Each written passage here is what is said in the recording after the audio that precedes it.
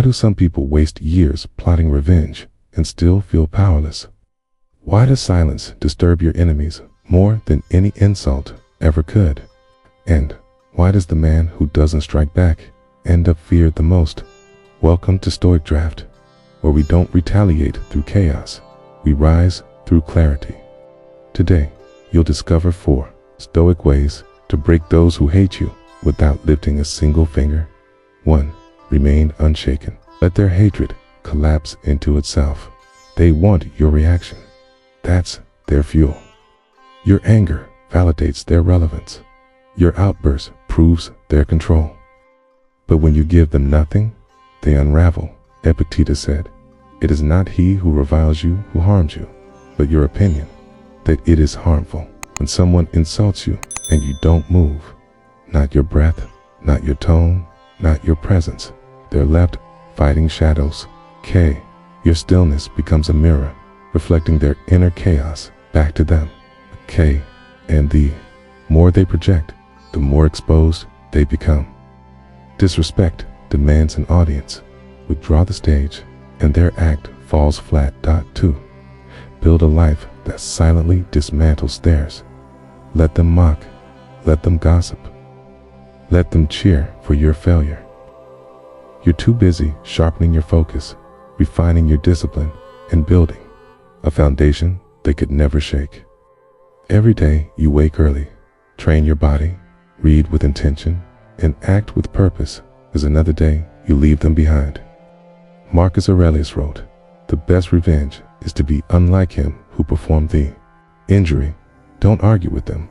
Outgrow them. If they want you angry, you give them progress. They want you petty, you give them silence.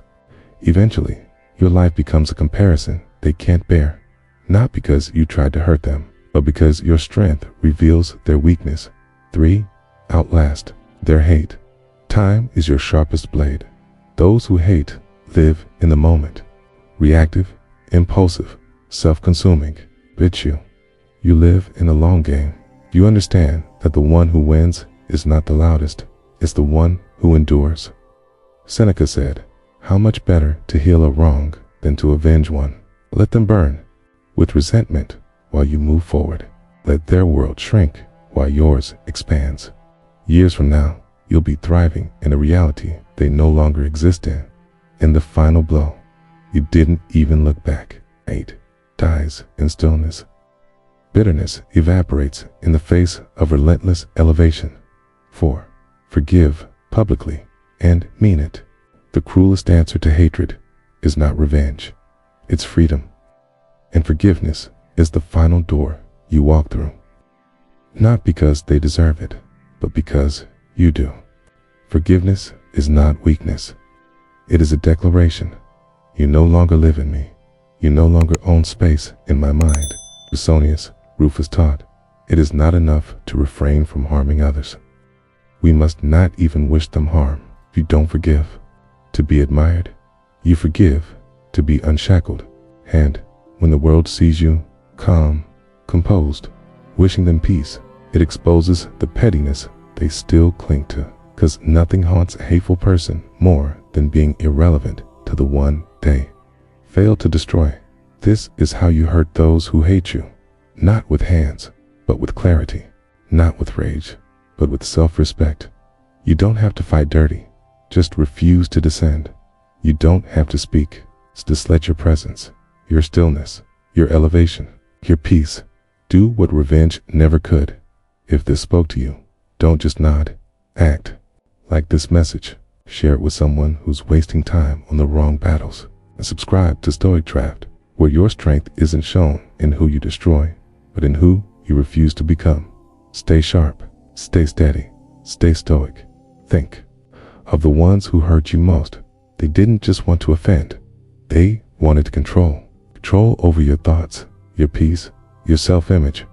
But the moment you stop reacting, stop explaining, stop playing their game, they realize they never had power, only access. And you've just revoked it. It's easy to let anger disguise itself as justice, to believe retaliation is strength. Retaliation is predictable. It's easy to anticipate, to provoke. What they can't handle is your indifference, your refusal to even acknowledge their attempts, because when you don't react, you force them to confront their own insignificance. Your growth will offend those committed to misunderstanding you. That's not your problem. It's their reckoning. Let your peace be loud. Let your evolution be obvious, key. And when they look back, let them realize they never even slowed you down. They just fueled your fire. Imagine someone throwing stones at a mountain. That's what it feels like when you respond to hate with stillness. Their words echo, but they don't move you. Their anger rises, but it only highlights their lack of center. You, the mountain, remain. And that permanence is unbearable for those who thrive on chaos. The Stoic doesn't rise by silencing his enemies. He rises by making them irrelevant. Their obsession becomes their prison, while you walk freely. No chains of resentment, no anchors of ego.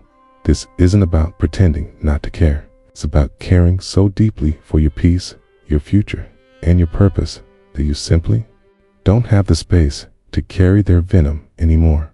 You heal, not to make a statement, but because you refuse to stay wounded by hands that are no longer in your life.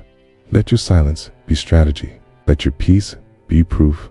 And let your life.com, composed and climbing, be the final chapter in a story they no longer get to write.